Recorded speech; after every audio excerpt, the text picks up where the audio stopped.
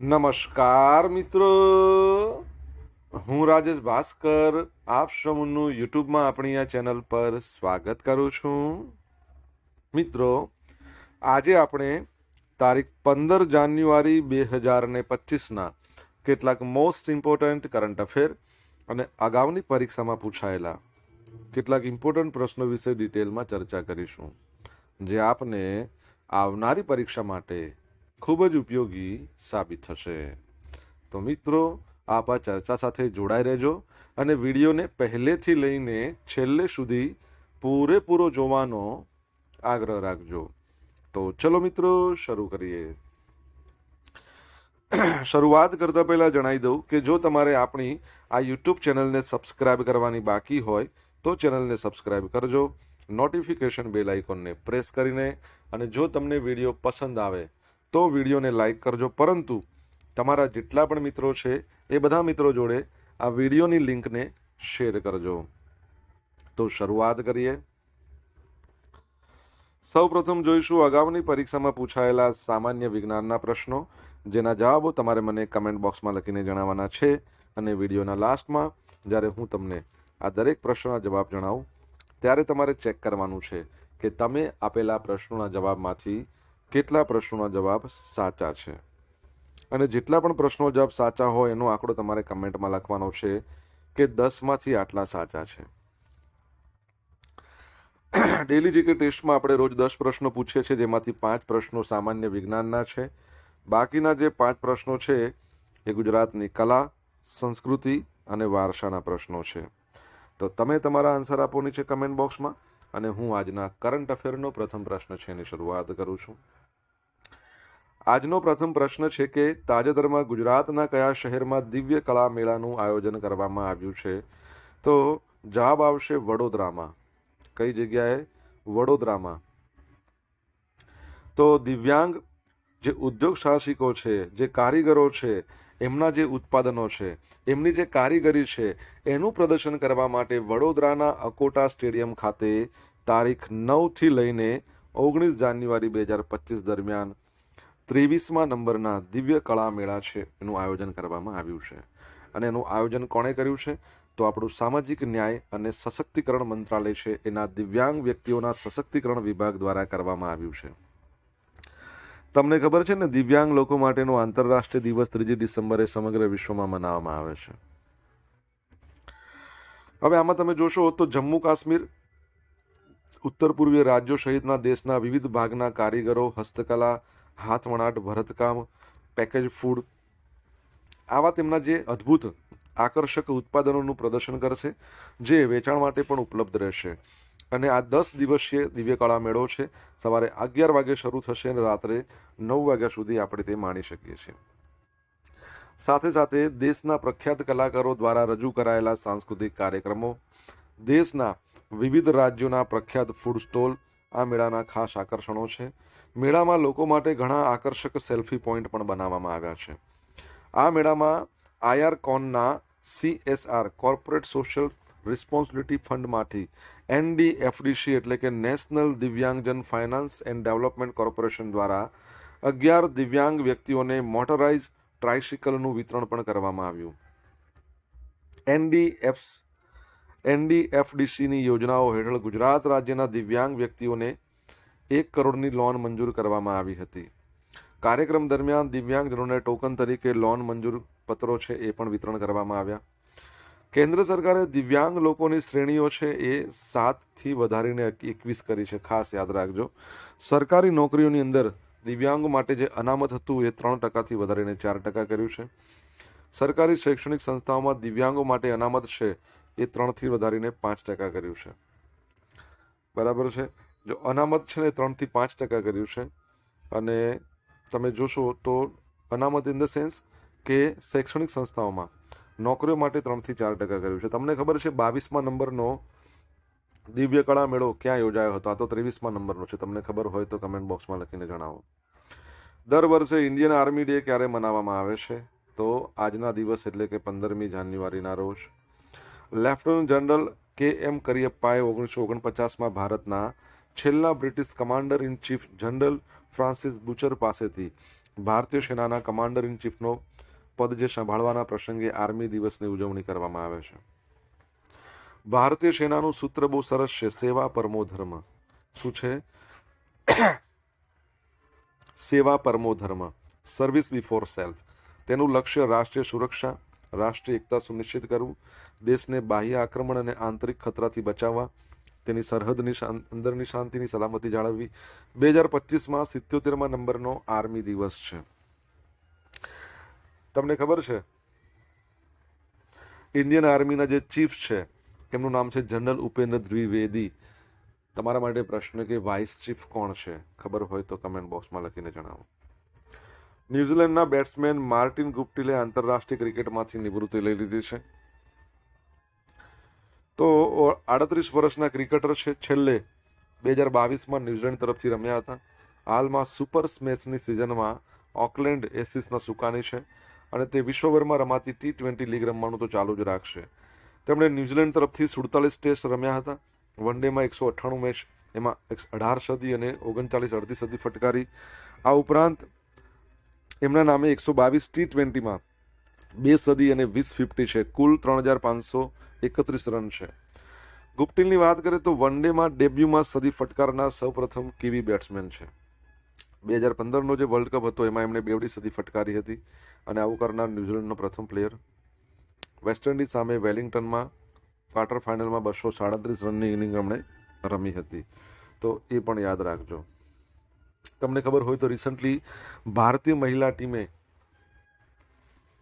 Ireland સામે તેનો સર્વોચ્ચ સ્કોર કર્યો છે. વન ડે ઇન્ટરનેશનલ મેચની વાત કરું છું. કેટલો સ્કોર છે કમેન્ટ બોક્સમાં જણાવો. મિત્રો, વિડીયો પસંદ આવ્યો હોય, ભણવાની મજા આવી હોય તો વિડીયોને લાઇક કરો, તમારા મિત્રો જોડે વિડીયોની લિંકને શેર કરો. આપણી બંને યુટ્યુબ ચેનલ રાજેશ ભાસ્કર 2 આ બંનેને તમારે સબસ્ક્રાઇબ કરવાની બાકી હોય તો સબસ્ક્રાઇબ કરો, નોટિફિકેશન બેલ આઇકોનને પ્રેસ કરીને. જો તમારે ડેલી કરંટ અફેરની પીડીએફ જોઈતી હોય તો આપણી ટેલિગ્રામ ચેનલને જોઈન કરી લો. ટેલિગ્રામ ચેનલ પરથી તમને ડેલી કરંટ અફેરની પીડીએફ તો મળવાની જ છે, સાથે તમને પોલ્સ પણ રમવા મળશે. ન્યુયોર્ક ટાઈમ્સના ટ્રાવેલ લિસ્ટ 2025 એમાં ફરવાલાયક ટોપ 52 દેશોની યાદીમાં ભારતનું કયું શહેર ચોથા નંબર પર છે?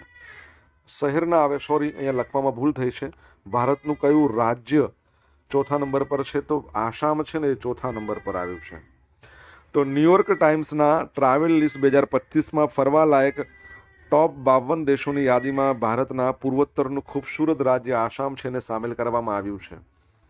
પ્રાકૃતિક સુંદરતા, ચાના બગીચા, સમૃદ્ધ સાંસ્કૃતિક વારસાના કારણે આસામ ટોપ 52 દેશોની યાદીમાં ચોથા નંબર પર છે. ન્યુયોર્ક ટાઈમ્સના રિપોર્ટ મુજબ આસામે ગેલા પાગોસ આઇલેન્ડ, ન્યુયોર્ક સિટી મ્યુઝિયમ આવા બધા સ્થળોને ટક્કર આપી છે. આસામને ચાના બગીચાઓ અને જીવન સંસ્કૃતિની ભૂમિ કહેવામાં આવે છે. અને બ્રહ્મપુત્રા નદીની વાત કરીએ તો ફક્ત ભારતમાં જ નહીં, વિશ્વભરમાં જાણીતી છે. આ નદી આસામમાં આવેલી છે. આસામની સૌથી મહત્વની ખાસિયત ચાના બગીચાઓ અને બાયોડાયવર્સિટી છે, જે રાજ્યને તદ્દન નોખી જ સુંદરતા પૂરી પાડે છે. આ યાદીમાં સૌથી પહેલા ક્રમાંકે યુરોપીય શહેર છે જેન ઓસ્ટેન, જ્યાં સમૃદ્ધ વાસ્તુકલા, અત્યાધુનિક સુવિધાઓનો અદ્ભુત સંગમ જોવા મળે છે. આસામની વાત કરીએ, કેપિટલ દિસપુર છે અને એના સીએમ હેમંતા બિસ્વા શર્મા છે. તમારે જણાવવાનું છે એના જે ગવર્નર છે એમનું નામ શું છે. આસામની હાઈકોર્ટ ગુવાહાટીમાં છે અને યાદ રાખજો, ગુવાહાટીની જે હાઈકોર્ટ છે એ ટોટલ 4 રાજ્યોને લાગુ પડે છે: આસામ, અરુણાચલ પ્રદેશ, મિઝોરમ અને નાગાલેન્ડ. આ યાદ રાખજો. ભારતની 43મા નંબરની જે વર્લ્ડ હેરિટેજ સાઇટ છે મોઈદમ, અહોમ વંશના રાજાઓની દફન પ્રક્રિયા, એ પણ આસામમાં છે. કાઝીરંગા નેશનલ પાર્ક એક શિંગડાવાળા ગેંડા માટે પ્રખ્યાત, બરાબર છે. આપણી ભારતની હેરિટેજ સાઇટ પણ છે, 1985માં બની હતી, એ પણ ત્યાં જ આવેલું છે આસામમાં, બરાબર. સૌથી વધારે ચાનું ઉત્પાદન આસામમાં થાય છે. ઓકે, તો આ બધી બાબત છે, તમે યાદ રાખજો. કામાખ્યા માતાનું મંદિર, અંબુવાચી મેળો, એ પણ ત્યાં જ ભરાય છે. તાજેતરમાં કોણે આકાશવાણીની કુંભવાણી ચેનલનો પ્રારંભ કરાવ્યો? તો યોગી આદિત્યનાથ, જેઓ ચીફ મિનિસ્ટર છે ઉત્તર પ્રદેશના. તો ઉત્તર પ્રદેશના મુખ્યમંત્રી યોગી આદિત્યનાથે મહાકુંભ 2025ને સમર્પિત આકાશવાણીની કુંભવાણી ચેનલનો પ્રારંભ કરાવ્યો છે. આકાશવાણીની કુંભવાણી ચેનલ છે એ 26 ફેબ્રુઆરી સુધી સવારે 5:55 રાત્રે 10:05 સુધી મહાકુંભના વિવિધ કાર્યક્રમોનું 103.5 મેગાહર્ટ્ઝ ફ્રીક્વન્સી પર પ્રસારણ કરશે. માહિતી અને પ્રસારણ રાજ્યમંત્રી ડોક્ટર એલ મુરુગન કાર્યક્રમમાં વર્ચ્યુઅલી રીતે જોડાયા હતા. કાર્યક્રમ દરમિયાન કુંભ મંગળ ધૂનનું પણ લોન્ચિંગ કરવામાં આવ્યું. ઉત્તર પ્રદેશના પ્રયાગરાજ ખાતે 13મી જાન્યુઆરીથી મહાકુંભ મેળો 2025નો પ્રારંભ થયો છે. 26 ફેબ્રુઆરી ચાલશે, બરાબર છે. અને તમને ખબર હોય એના માટે આ મહાકુંભ મેળો પોતે એક જિલ્લો ઘોષિત કરવામાં આવ્યો છે. ખાસ એ તમારે યાદ રાખવા જેવી બાબત છે કે ત્રિવેણી સંગમ છે ને ત્યાં પાણીની અંદર ડ્રોનથી એવું કહી શકીએ કે સર્વેલન્સ સિક્યુરિટી, બરાબર છે, કરવામાં આવશે. ડ્રોન પાણીની અંદર 100 મીટર અંદર જશે ને ચેક કરશે, બરાબર. તો યાદ રાખજો. આકાશવાણીની વાત આવેલી, તમને ખબર છે એના ડિરેક્ટર જનરલ કોણ છે? તમને ખબર હોય તો કમેન્ટ બોક્સમાં લખીને જણાવો. DRDO defence research and development ઓર્ગેનાઇઝેશને હિમકવચ મલ્ટીલેયર ક્લોથિંગ સિસ્ટમનું અનાવરણ કર્યું છે, જે ભારે ઠંડીની સ્થિતિમાં લશ્કરી કર્મચારીઓની કાર્યક્ષમતા વધારવા માટે રચાયેલ છે. આ નવીન વસ્ત્રોએ +20થી લઈને -60 સુધીના તાપમાનમાં તેની અસરકારકતા દર્શાવતા વપરાશકર્તા પરીક્ષણો પર સફળતાપૂર્વક પૂર્ણ કર્યા છે. હિમકવચ એ એક બહુસ્તરીય કપડા સિસ્ટમ છે જે શ્રેષ્ઠ ઇન્સ્યુલેશન, શ્વાસ લેવાની ક્ષમતા, ભેજ સામે રક્ષણ પૂરું પાડવા માટે કાળજીપૂર્વક બનાવવામાં આવ્યા છે. બાહ્ય સ્તર શ્વાસ લેવાની ક્ષમતા જાળવી રાખીને પાણી અને પવનને દૂર કરવા માટે રચાયેલ છે. આંતરિક સ્તરો શરીરની નજીક ગરમીને ફસાવે છે, બરાબર છે. ઠંડીની સ્થિતિમાં પણ ગરમી સુનિશ્ચિત કરે છે. DRDOની વાત કરીએ, defence research and development organisation, સ્થાપના 1 જાન્યુઆરી 1958. 1 જાન્યુઆરીને DRDO દિવસ કહેવાય છે. 1958માં નાસાની પણ સ્થાપના થઈ. તમને નાસા વિશે શું આવડે છે? જો આવડતું હોય જે પણ તો કમેન્ટ બોક્સમાં લખો. DRDOનું હેડક્વાર્ટર નવી દિલ્હીમાં છે અને બલશ્ય મૂલમ વિજ્ઞાનમ એનો મુદ્રાલય છે. તમારે જણાવવાનું છે એના અધ્યક્ષનું નામ શું છે. જો આવડતું હોય તો કમેન્ટ બોક્સમાં લખો. સોશિયલ મીડિયાની માધ્યમથી તમે મારી જોડે કનેક્ટ રહી શકો છો, મારી સાથે જોડાઈ શકો છો. મારું ઇન્સ્ટા આઈડી છે rajesh.i.bhaskar. મારું જે ફેસબુક આઈડી છે એ RI ભાસ્કર, અને ટેલિગ્રામ ચેનલ છે આપણી રાજેશ ભાસ્કર, જ્યાં તમને ડેઇલી કરંટ અફેરની PDF મળશે અને પોલ્સ પણ રમવા મળશે. જો તમને ભણવાની મજા આવી હોય મિત્રો તો વિડીયોને લાઇક કરો, તમારા મિત્રો જોડે વિડીયોની લિંકને શેર કરો. ચેનલ સબસ્ક્રાઇબ કરવાનું બાકી હોય તો સબસ્ક્રાઇબ કરો, નોટિફિકેશન બેલ આઇકોનને પ્રેસ કરીને. તાજેતરમાં સુપ્રીમ કોર્ટે માર્ગ અકસ્માતના ઇજાગ્રસ્તોને કેશલેસ સારવાર આપવાની પોલિસી અપનાવવાનો કેન્દ્ર સરકારનો નિર્દેશ આપ્યો છે. એટલે કેટલા કલાકમાં કેશલેસ સારવાર આપવાની?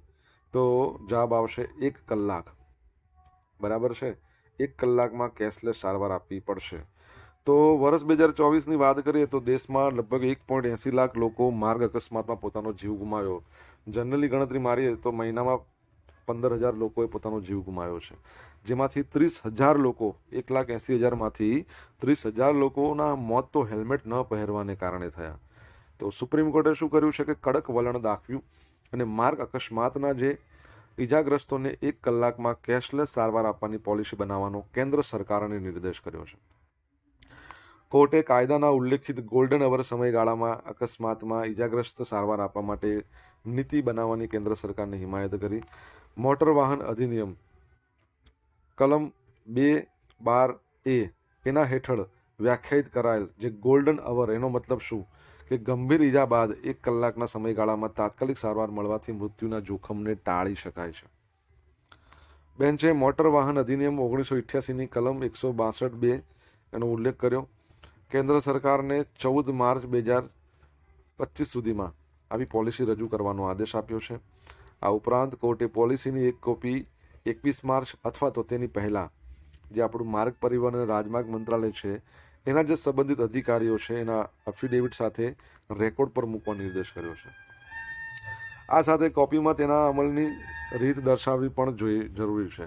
સુપ્રીમ કોર્ટની વાત કરીએ, તમને ખબર છે અત્યારે 51મા નંબરના ચીફ જસ્ટિસ આવ્યા છે. કોને નામ આવડે છે? જેને નામ આવડતું હોય એ કમેન્ટ બોક્સમાં લખીને જણાવશે. 15 કિલોમીટરનું અંતર કાપનાર સૌથી યુવા સ્વિમર બન્યા છે રેયાન્સ ખામકર. તો 15 કિલોમીટરનું અંતર કાપી ગયું છે. ઇન્ડિયા બુક ઓફ રેકોર્ડ્સ એમાં એમનું સ્થાન મળ્યું છે. થાણેની અંદર સ્ટારફિશ સ્પોર્ટ્સ ફાઉન્ડેશનના છે 6 વર્ષના. કેટલી એજ છે? 6 વર્ષના. તો રેયાંશ કામકરે વિજયદુર્ગમાં સમુદ્રમાં 15 કિલોમીટરનું પડકારજનક દરિયાઈ અંતર 3 કલાકમાં પૂરું કર્યું. ગયા વર્ષે રેયાંશે વિવિધ સ્પર્ધાઓમાં 5 ગોલ્ડ, 1 સિલ્વર અને 3 બ્રોન્ઝ મેડલ સહિત 13 મેડલ જીત્યા. કેટલા જીત્યા?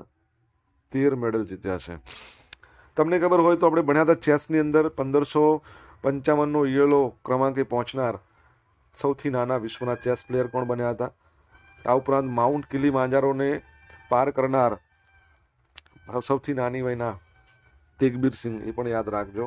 આગળ વધીએ આપણે. હવે જોઈશું અગાઉની પરીક્ષામાં પૂછાયેલા સામાન્ય વિજ્ઞાનના પ્રશ્નો. પહેલો પ્રશ્ન, ખાદ્ય ઉત્પાદન આદેશ.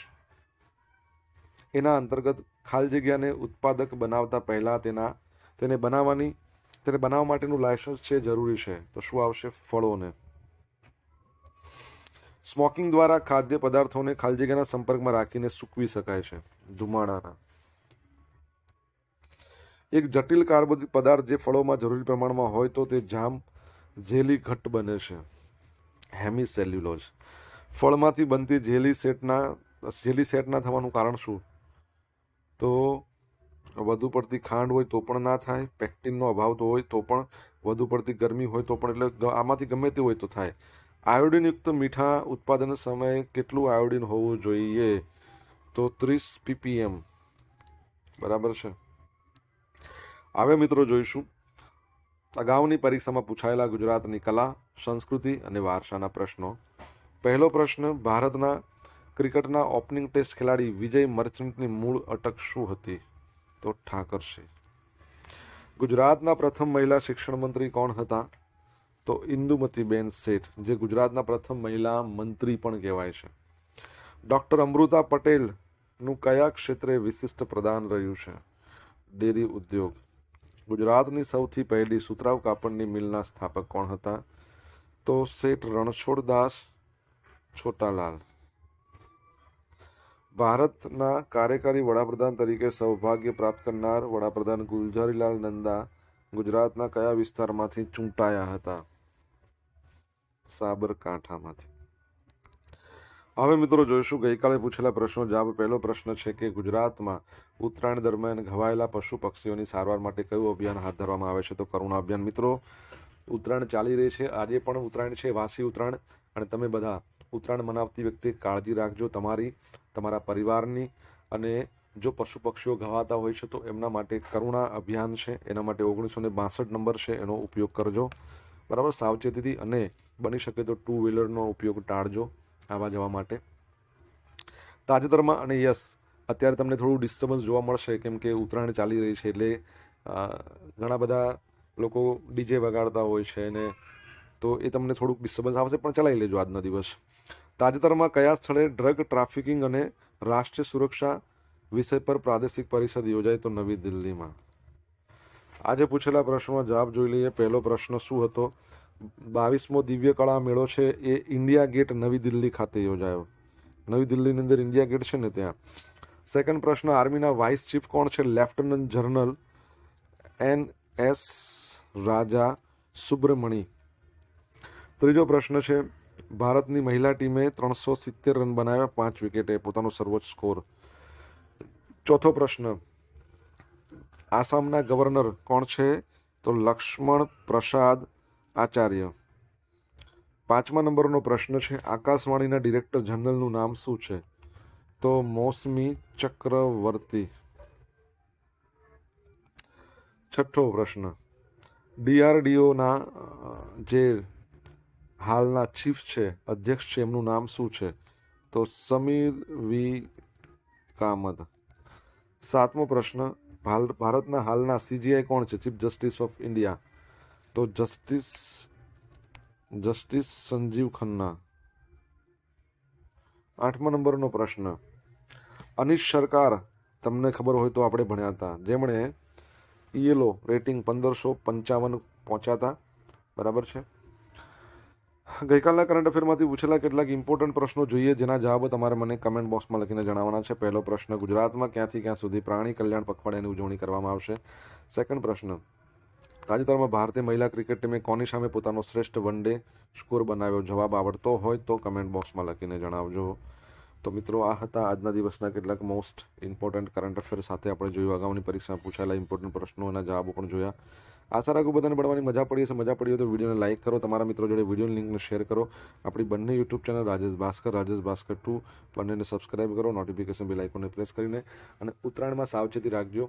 Have a safe Uttarayan. Thank you so much. Have a nice day. જય હિન્દ, જય ભારત.